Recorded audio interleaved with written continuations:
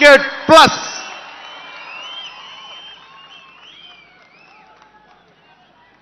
అంటే నువ్వు ఎలా మార్చేసుకుంటావంటారు. నువ్వు అలా పడితే ఎలా మార్చేసుకుంటావని మాట్లాడతారు. అరే ఒక మనం ప్రార్థించే నదే గంగమ్మ అవ్వచ్చు, కృష్ణమ్మ అవ్వచ్చు, దేవత అవుతుంది, పడవలకి రస్తా అవుతుంది, పంట కాలువలకి పొలాల్లోకి దూరే పంట కాలువ అవుతుంది. మార్పు అనేక రకాలుగా ఉంటుంది.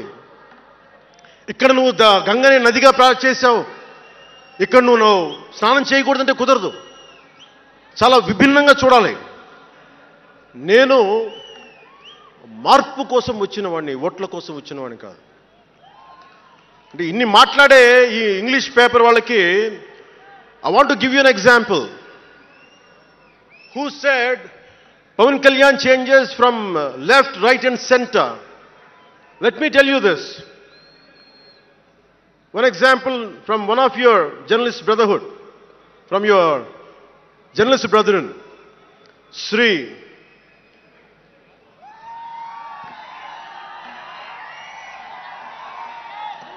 M.J. Akbar.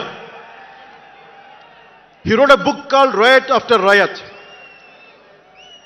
ఆ పుస్తకంలో ఎంటైరిటీ అంతా how BJP is wrong, how BJP is communal అని all the stories he picked up is all about anti BJP.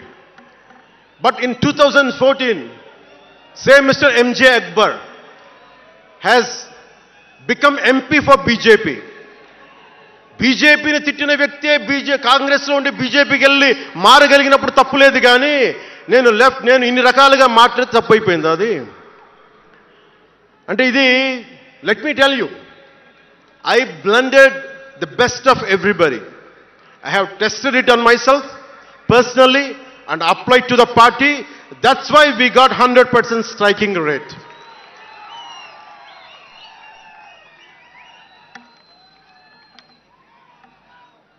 నేను ఎలాంటి కాలంలో పెరిగానంటే భావోద్వేగాలు లేకుండా, జీవిత బరువులు మోయకుండా, కించిత్తు భావుకత లేకుండా, బాధ్యతగా నడవకుండా ఉంటే ఇంత దూరం రాగలమా?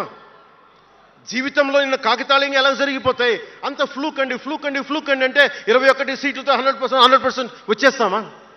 151 సీట్లు ఉన్న ఆ పార్టీని 11 సీట్లకి రానివ్వగలమా? ఎంత పోరాటం చేశాం మనం, ఎంత నలిగాం.